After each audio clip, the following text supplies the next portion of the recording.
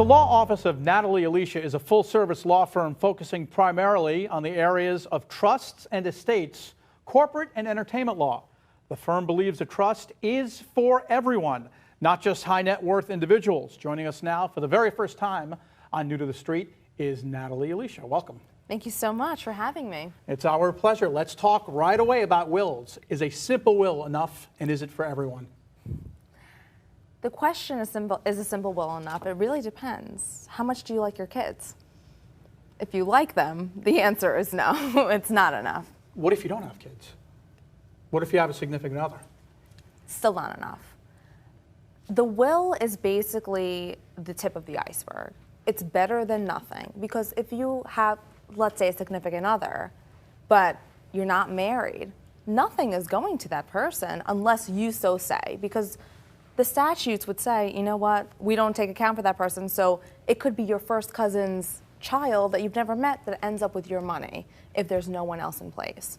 So a will is better than doing nothing, but a will is the very tip of the iceberg, and it is essentially is a Dear Judge letter. Dear Judge, at my death, here's what I want to happen. But you and everyone else that I've ever met in my life can now come to the table and fight about it, and that's part of what we call the probate process. We want to keep it outside of court, off the judge's docket, and make sure that it's a private affair. And the laws in all the states are all different when it comes to probating a will and a trust. So just because something's good in one state doesn't mean it's going to cross over to other jurisdictions. The probate process is distinct in every jurisdiction, that's correct. That's why we want to have, typically, I love trust, because you can pick the jurisdiction the same way you would pick, you want to go to Delaware to incorporate, or you want to pick a different jurisdiction for contract law because it's more favorable to you. That's exactly the same thing we can do with the trust, regardless of where the property and where you live. So that's an amazing benefit of trust planning. For our viewers that might not be aware of it, please explain the difference between a will and a trust. Sure. So everyone says, I need a simple will. What they really are dying for is a trust, but they just don't know what's the difference.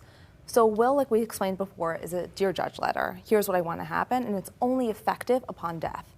So let's say that you're my favorite person I've ever met, and I say in my will, I'm going to give you Las Vegas. And let's pretend that I even owned Las Vegas at one time during my life, but not at my death. I'm sorry, but you're not getting Las Vegas, because it's only effective at death. Like selling the Brooklyn Bridge. Exactly. Versus a trust, in the event that I ever did own it, or something of significant caliber and significant wealth, I can have the trust be effective at the time of signing during my life. So that has amazing potential to shield assets from creditors, from divorcing spouses, and has tremendous tax savings that are out of this world for people who do have tax issues. We're talking about a will or a trust? A trust. And so, again, the benefits of a trust versus a will are you're protected more? 1,000%. A will has no creditor protection, and a will is only effective at death. A trust gives you, depending on the type of trust, layers of protection and tremendous asset protection, as well as what I like to call divorce insurance. And the different types of trust, like for example, an irrevocable trust is? So it sounds really scary, irrevocable, I can't do anything about it, if I mess up, I'm done. That's not really true. There's pure irrevocable, but when you go to a competent estate planner, they'll tell you the different kinds. For instance, love doing trust in Nevada. Why? Amazing law, every person an exempt creditor, short statute of limitations, and it's irrevocable, but I can be, in certain instances, both the trustee and the grantor. Boy, that's not a conflict of interest. It's your money, so you should be able to do what you want with it. And for clients, it's tremendous, because now they have the reins while still having the protection.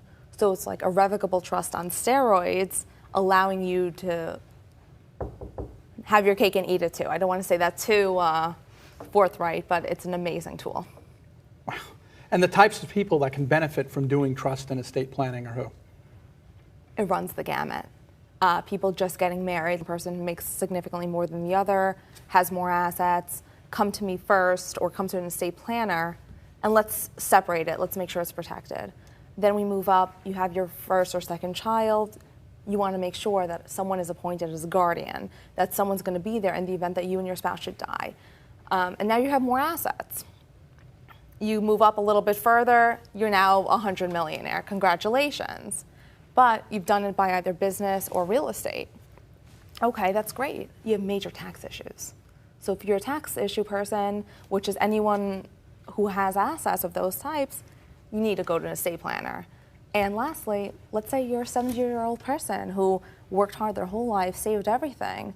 You're paying all that money unless you have a long-term care insurance policy to pay for your planning needs, your healthcare needs. At that point, you could have saved a lot of money putting it into trust. Well, thank you, Natalie, for joining us here on New to the Street. We look forward to you coming back to us on future episodes of the show.